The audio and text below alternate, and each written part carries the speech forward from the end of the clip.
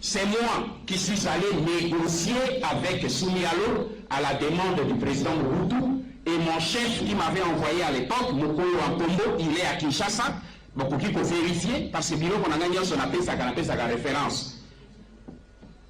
À Tinda Kinga na Kende, pour négocier na Gaston Soumialo na Dar es Salaam. J'ai négocié son retour. Et quand j'ai négocié avec Soumialo dans le salon, na Libanda, il y avait un collaborateur de Gaston Soumialo qui nous attendait chaque fois. Son nom c'est Laurent Désiré Kabila. Alors je vois dans le CV, où Badimi Félix Soao, na Jeune Afrique, pour Kusikatoye Bindengeni, ma CV en gona ba interview, et ça m'a canaba chouloana. Qu'est-ce qu'on voit? Je vois il était, la famille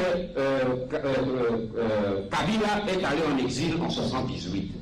Maintenant, moi, Kabila en 75. Il y a moi, Nayamotu. Vous avez dit, d'accord, mais qui ont été? Il y a mis balé. Nakati ya Jeune Afrique, Ngana Zena Yangwa Wagwe. Alors que, Kouna Dar es Salaam, yé à Saraki, école française. À Tanguy, na école française. Mon frère, ma soeur, et à Sika Sali, l'école française de Wanati, a fini Wana accueilli directement à l'université à Makerere. Nous avons connu dans l'université à Makerere, nous avons Dar es Salaam. Alors, à Tanguy, à partir de 60, donc à Zalaki, il y a 6 ans, 7 ans.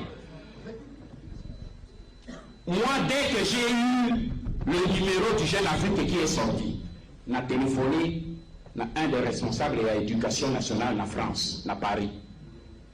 Je t'envoie quelqu'un, Lukelangai, na période où Congo, il y a Africain, il y a côté que vous avez qui ressembler à Moutouale, qui ressembler à Kanambe, ou Katambe, ou Kabambe, parce que le roi avait une des Kazakana, Congo est délai. Alors, quand il y a un Balukana na kati ya archive wana babimiselangai Congo na motumoko ya Tangaki. Bayesinga balori il n'y a eu personne d'un nom semblable et inscrit là-bas. Même Sokini na kende kipunate. Je vais simplement poser une question à Yé Joseph. Azoko biso papa bolole ou quoi banane. Il y a moto yo tangi na école française. Mais français c'est à la langue de base na yo. Mais comment se fait-il qu'il y a une école française qui a vu une même côté à français l'Oliao? Bon, l'école française en Guatanga qui n'a pas que je sache, marqué à l'école française dans la langue africaine. Tu as étudié dans une école française, tu as fait l'école secondaire, l'école primaire et secondaire en français, qui est votre langue de base, et puis après, vous ne savez pas parler français. Mais on est pour ça qu'on a battu. On est pour quoi que ça bamoni qui est aussi pour combien de degrés à Bolori et à Souma. Alors il y a tangi ni à sa classe na université américaine.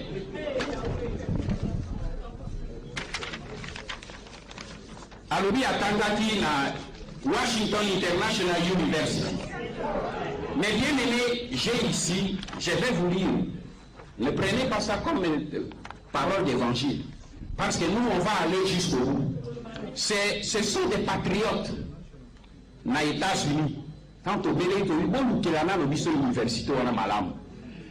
Écoutez la réponse de la recherche des jeunes comme vous qui étudient aux États-Unis, qui ont produit le premier résultat de l'université Joseph Atanginango. Washington International University existe virtuellement et prétend conduire ses enseignements à distance. Premier élément. Deuxième, cette université est basée pas à Washington, mais à King of Prussia, un village dans l'état de la Pennsylvanie. Troisième élément, cette université n'est ni reconnue, ni approuvée pour opérer dans l'état de la Pennsylvanie. Cette affirmation nous a été donnée par un haut fonctionnaire du ministère de l'Éducation de l'État de Pennsylvanie et par écrit. Mais ça va arriver dans les jours qui viennent. Vous aurez ça dans notre site. 4. Cette université opère depuis 1994, alors que Joseph prétend s'y être inscrit en 1991. Est-ce que vous allez comprendre quelque chose? 5. Et voilà qui est le plus important. On peut y obtenir un diplôme de licence, master ou des doctorats en une année, moyennant paiement de 3 500 $ ou de 4 500. Comprenne qui pourra. Dans le même document, j'ai dit que depuis 1994, depuis 2001, j'ai dit que ce bonhomme s'appelait Hippolyte Kanambe, a rejeté à Mounion son bloc. Il ne s'est jamais appelé comme cela. Et ici, Tango Naye Kobibisa, le document que vous avez vu pour ceux qui fréquentent le site, avec sa signature authentique, où il a signé au bas de même page ce que Zalaki a yémoko balobi a manda as spécialiste dans montage à monter quelque chose. Mais là, nous trouvons la signature de Dos Santos, la signature de Museveni et la signature de Kanambe. Et la signature est claire, H. Kanambe. Maintenant qu'il y a mon document wana ebali ko pesa ye kaka parce que na yebi na ba contact na ndenge na zena ngo ba ninga na ye ba bandi ko tourna ye, mais c'est quoi ce document qu'on a vu?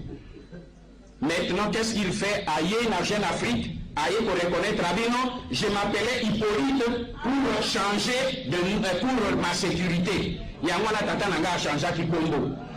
Mais bazali kasina pas ça. Hippolyte na Jeannette. Pourquoi lui Jeannette a sans habiter? Il y a des gens qui Kabila. Jeannette était avec moi à Kabila, il était avec moi à Kabila. Pourquoi il y a? Et puis de deux, il a changé Congo à Joseph na Hippolyte. Mais est-ce que Tata Naye, soi-disant, Zaki n'a Congo à Joseph? Un prénom, vous le changerez pourquoi? Qui est-ce qui va faire l'approximation de prénom? Que tu t'appelles Jean, Louis ou quoi? Mais qu'est-ce que ça a à faire? Mais pourquoi tu as enlevé Joseph pour être Hippolyte? Mes frères, on joue avec la République démocratique du Congo. Mais c'est que aujourd'hui, le Congo est sous une occupation ethnique. Dans les FARDC, il y a 545 officiers Tutsi rwandais. Kabila est un Rwandais, ce n'est pas une insulte. C'est sa nationalité, c'est son ethnicité. Où est le problème? Je suis un Muntu, un Mouyansi. Mais je me proclame Mouyansi, je ne me cache pas. Kabila est un Tutsi rwandais. Ok? Oui, je suis un Mouyansi de Bagata. Ce n'est pas, une honte. Kabila est un Tutsi rwandais, qu'il rentre au Rwanda. Même chose avec des Sengimana, Charles et tous ces gens-là. Si vous enlevez les 545 officiers Tutsi rwandais des FARDC, il n'y a plus de crise. Voilà la solution. Par l'élection, par les concertations, le dialogue. On en a eu combien de dialogues?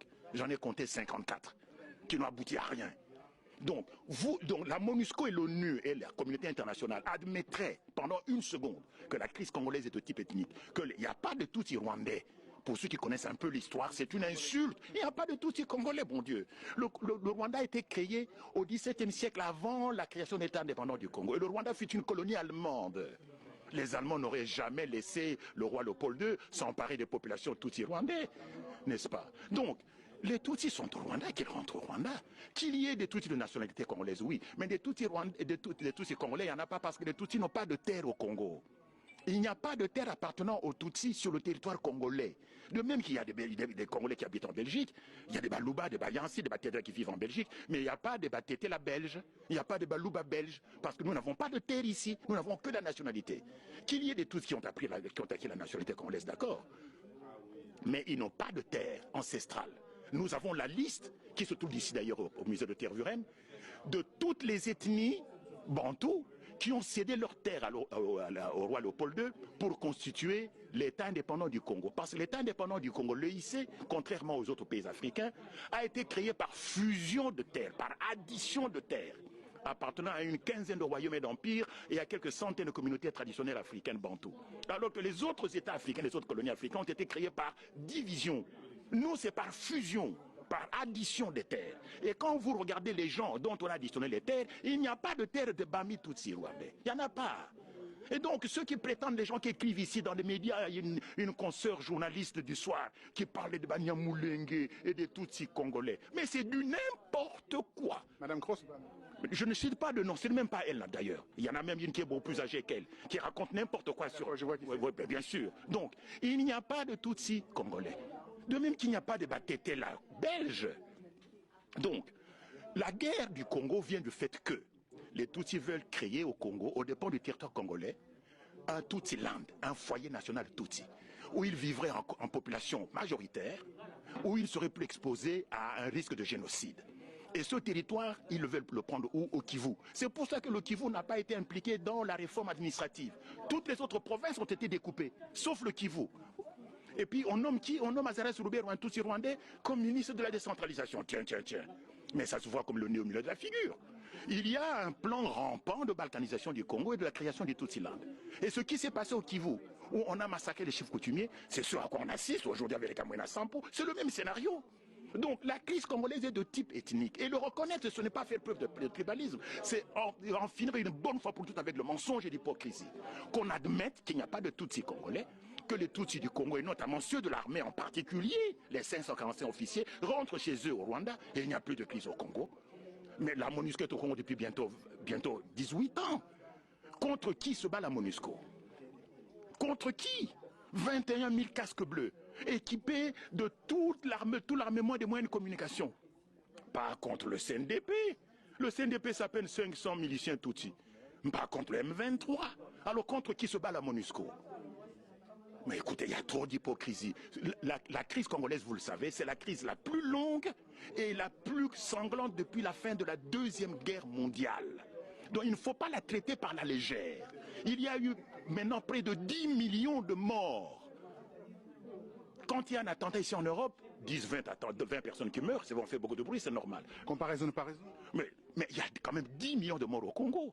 Regardez ce qui se passe au Kamwina Sampo. Brusquement, ça s'enflamme. Et vous verrez que bientôt, ce sera le Kasaï oriental. Et puis demain, ce sera le Bandundu. Parce qu'on est en train de déstabiliser tout le pays afin de créer les conditions propices à la création du Tutsi-land. Il faut dire les choses clairement. Et ce n'est pas une insulte. Ayez le courage de reconnaître qu'il y a trop d'hypocrisie et de tartufferie. C'est un mot que vous avez utilisé en ce qui concerne le Congo. Mais bien sûr. Donc, il faut arrêter avec l'hypocrisie. Le Congo est confronté à une crise de type ethnique. Le génocide du Rwanda, n'est-ce pas, de 1994. D'abord, les gens ne savent pas compter. Il y a eu 4 génocides au Rwanda.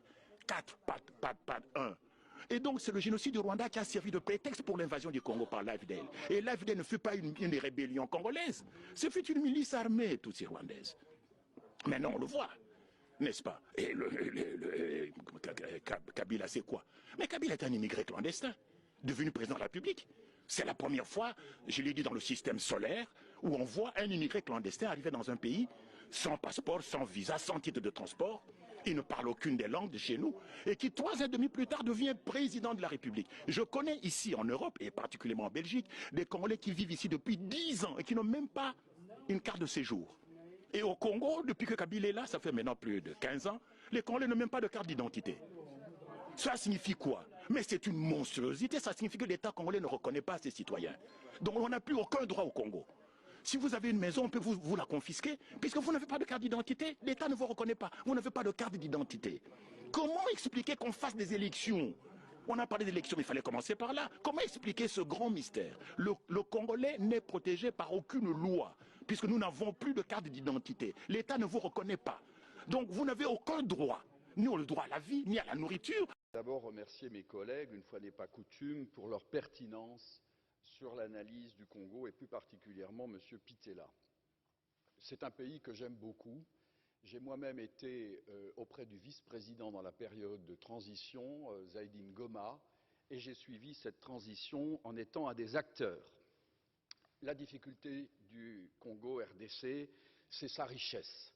Puis-je rappeler que Laurent Désiré Kabila était allé chercher, on est allé le chercher parce que l'Ouganda et le Rwanda avaient décidé, sur ordre d'une puissance extérieure, je peux donner des précisions, d'envahir le pays. Puis-je rappeler que pendant que Laurent Désiré Kabila envahissait le pays, un certain nombre de sociétés signaient des contrats. C'était des sociétés américaines.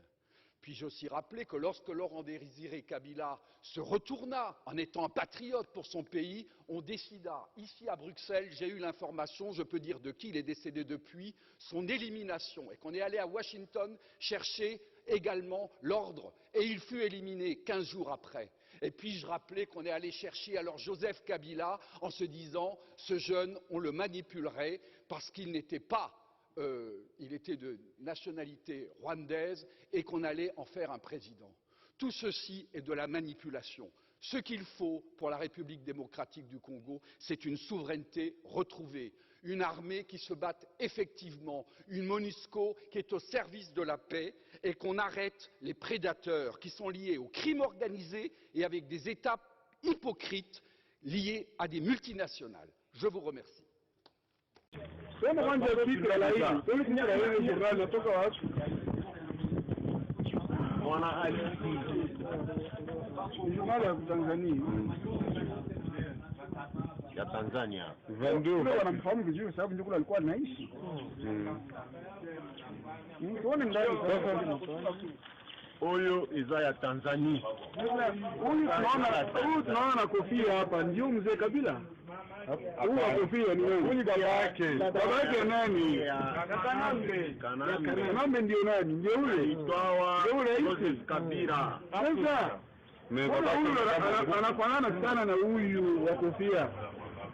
Na huyu wa kofia anafanana hata kidogo na huyu mzee wetu ambaye tunamfahamu huyu mzee Laurent-Désiré Kabila. Tukiangalia huyu kama ni Kanambe Kabila sijui. Kanambe anamfanana zaidi huyu jamaa wa kofia. Baba yake rafiki yake anaitwa nani huyu? Huyu ni Adrien Christophe Kanambe. Hata macho yao, kama macho, macho haya Jafii mayai mawili kabisa. Lakini hata hata kidogo hata mapua ya huyu jamaa na ya huyu imefanana zaidi, yaani mapasa kabisa na hiyo pondu. Lakini huku wapi haiwezekani. Sasa hapa chini tunaona sasa tunamuona huyu mzee Kabila bado kijana hapa na huyu jamaa huyu Adrien. Lakini kwa kweli inaonyesha hata kama hatujaenda kwenye ADN test, unaona kabisa kama huyu kamzaa huyu, kwa sababu embe haiwezi kuzaa